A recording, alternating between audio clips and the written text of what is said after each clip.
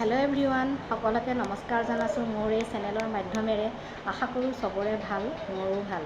মই সদায় কোৱাৰ নিচিনা আজিও ক'ম যে মই মিৰ্জাৰ অন্তৰ্গত লোহাৰঘাটৰ এগৰাকী ছোৱালী আৰু বৰ্তমান বাইহাটাৰ কমলপুৰ সমষ্টি বাইহাটাৰ এগৰাকী বোৱাৰী হয়। ইয়াৰ উপৰিও মই সৰু সৰু তিনিটা কামৰ লগত জড়িত এগৰাকী ক্ষুদ্ৰ মহিলা হিচাপে ক'ব পাৰে। মই এই তিনিটা কাম মই প্ৰফেশ্যনেলি কৰি আছোঁ আৰু লগতে এখন ঘৰৰ এগৰাকী বোৱাৰী আৰু এগৰাকী পত্নী আৰু এগৰাকী মাতৃ হোৱাৰ উপৰিও সময়ৰ লগত খোজ মিলাই মই এই ব্যৱসায়টো চলাই নিবলৈ সক্ষম হৈছোঁ।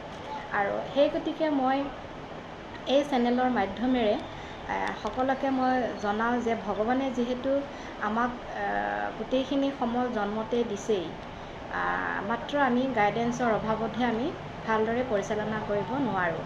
আৰু যিসকলে পাৰিছে বা যিসকলে প্ৰতিভা দেখুৱাইছে, আজি ক'ব গ'লে আমাৰ সমাজখনত বৰ্তমান নাৰীৰ স্থান ওপৰত আছে পুৰুষতকৈ। গতিকে সেই তাৰে একাংশ মহিলাইহে কিছুমান বহুতো প্ৰতিভা থকাৰ পিছতো তেওঁলোকে ওলাই আহিব নোৱাৰে বা তেওঁলোকে সময় মিলাই খোজ দিব পৰা নাই, বা যিসকলে পাৰিছে তেওঁলোকে কৰি আছে আৰু কিছুমানে হয়তো লাজ শংকা ভয়ৰ কাৰণেও কৰিব পৰা নাই। তো মই সেই মহিলাসকলকহে মই ক'ব খুজিছোঁ যে ময়ো এগৰাকী এটা পৰিয়াল চলোৱাৰ উপৰিও এগৰাকী পত্নী, এগৰাকী বোৱাৰী, এগৰাকী মাতৃ হিচাপে চলাই নিয়াৰ উপৰিও মই এই তিনিটা কামৰ লগত জড়িত এই ক্ষুদ্ৰ ব্যৱসায়টো খুব ধুনীয়াকৈ মই সময়ৰ লগত মিলাই চলাই আছোঁ। আৰু বৰ্তমান মই ক'বলৈ ভাল পাম যে মই কৰিব পাৰিছোঁ। আৰু যিহেতু মই আগৰে পৰাই মই প্ৰফেশ্যনেলি মহিলাসকলৰ ডিজাইনৰ টেইলাৰিঙৰ কামত জড়িত। তাৰপিছত 2 বছৰ পিছত মই এক্সেছ কনচিয়াছনেছ বাৰ প্ৰেক্টিচনাৰ হ'লোঁ আৰু শেষত মই ৰিচেণ্টলি মই কেক বনাবও শিকিলোঁ, আৰু কেক মেকাৰ বুলিও ক'লে ভুল নহ'ব। গতিকে সেই গোটেইখিনি মই চলাই নিব পাৰিছোঁ এইকাৰণে যে মই সময়খিনি মিলাই চলি যাব পাৰিছোঁ। আপোনালোক চবেই পাৰিব তেনেকুৱা হ'লে যে মই সংসাৰখন বা সকলো কৰণীয় কৰি পেলাই মই আজৰি সময়খিনি অকণমান নিজৰ কাৰণে সময় উলিয়াই মই মোৰ ব্যৱসায়ত সময় দিছোঁ। আৰু যিসকলে তেনেদৰে চলিছে, খুব ধুনীয়াকৈ হয়তো চলাই নিবও পাৰিছে, তাৰে এগৰাকী ময়ো বুলি ক'ব পাৰোঁ। আৰু যিসকলে পৰা নাই বা ইচ্ছা কৰিও পৰা নাই, মই তেওঁলোককেহে এই ভিডিঅ'টো মই শ্বেয়াৰ কৰিছোঁ। আৰু গতিকে এইখিনিয়েই যে এই চেনেলটোৰ মাধ্যমেৰে মই সকলোকে ক'ব খোজোঁ, যিহেতু মই এগৰাকী খুবেই নতুন হয়, আৰু যিসকলে চাই আছে তেওঁলোকে যাতে ভুল হ'লে আঙুলিয়াই দিয়ে আৰু চেনেলটো আগবঢ়াই নিয়াত যাতে সঁহাৰি জনায়, তেওঁলোকে যাতে ছাবস্ক্ৰাইব কৰে, কমেণ্ট কৰে আৰু উৎসাহ দিয়ে। গতিকে মই এইখিনিয়ে ক'ম। আৰু সঁচা কথা ক'ব গ'লে ভগৱানে আমাক গোটেইখিনি দিয়েই পঠিয়াই দিয়ে, কেৱল মাত্ৰ আমি গাইডেন্সৰ অভাৱতে সেইটো ভালদৰে পৰিচালনা কৰিব পাৰোঁ আৰু কিছুমানে কৰিব নোৱাৰে। গতিকে ভালদৰে যদি আমি গাইডেন্সত চলাই নিব পাৰোঁ আমি ভগৱানে দিয়া সমলখিনি, তেতিয়াহ'লে আমি এদিন নহয় এদিন ছাকচেছ হ'মেই। কেৱল মাত্ৰ নিজৰ কি লাগিব, ইচ্ছাকৃত এটা মন লাগিব, জ্ঞান লাগিব আৰু কৰ্ম লাগিব। আপোনাৰ যদি কৰ্ম আছে কিন্তু জ্ঞানৰ অভাৱ সেই বিষয়বস্তুৰ ওপৰত, আৰু যদি আপোনাৰ বিষয়বস্তুটো জানে কিন্তু আপোনাৰ কৰ্মটোও আছে কিন্তু আপোনাৰ কি নহ'ব, ইচ্ছা নাই, তেতিয়াও কিন্তু আপুনি একো এটা কামত আপুনি ফ'কাছ আনিব নোৱাৰে। আৰু গতিকে মই এইটোৱে ক'ম যে কিছুমান যদি আপোনাৰ ভালপোৱা যিকোনো কাম কৰিব খুজিলে আপুনি সেই বিষয়বস্তুৰ ওপৰত অধ্যয়ন কৰি বা আগতে জানি ল'ব লাগিব, জ্ঞানটো ল'ব লাগিব, আৰু আপোনাৰ ইচ্ছা থাকিব লাগিব, আৰু আপোনাৰ কৰ্মটো সেইটো ছাকচেছ যাম বা মই কৰিমেই সেই এটা মনত ভাৱ লৈ, সেই এটা মনত ইণ্টেনশ্যন লৈ আপুনি যদি কামটো কৰি আগবাঢ়ে, তেতিয়াহ'লে মই ভাবোঁ ইয়াত কোনো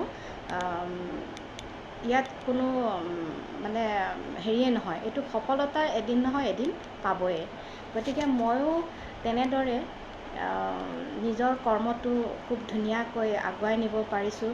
আৰু মই নিজেও সৰুৰ পৰাই যিহেতু এক্টিভ বুলিয়ে ক'ব পাৰোঁ, কাৰণ কিবা এটা কাম কৰিলে মই সদায় মনত ভাবি থাকোঁ যে কাইলৈ কি কৰিম, ইয়াৰ পিছত কি কৰিম। গতিকে তেনেকুৱা ধৰণৰ এটা মন থাকিলে আমাৰ চলি যাবৰ কাৰণে উজু হয়।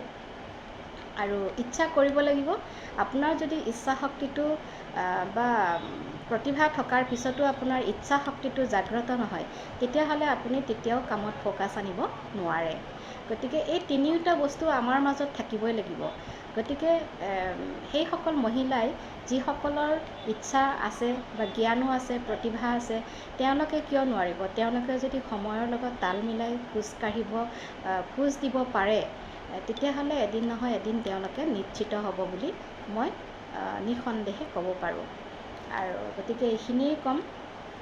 আজি মই যেনেদৰে মহিলাৰ ক'লোৱে ইতিমধ্যে, মই মহিলাৰ বহুখিনি ক্লাইণ্ট পোৱাৰ উপৰিও এতিয়া বৰ্তমান মই এজন এক্সেছ কনচিয়াছনেছ বাৰ্ছৰ যিহেতু মই এগৰাকী প্ৰেক্টিচনাৰ হয়, এইটো বস্তু খুব ধুনীয়া এটা মডেলিটি।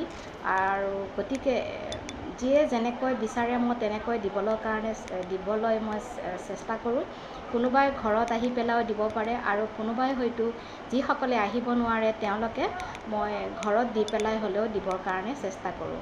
আৰু কেকৰ ক্ষেত্ৰত আহিছোঁ, কেকৰ ক্ষেত্ৰতো যিহেতু খুব নতুনেই, গতিকে যিয়ে যেনেকৈ বিচাৰে মই সুলভ মূল্যতে দিবৰ কাৰণে চেষ্টা কৰোঁ, যাতে মই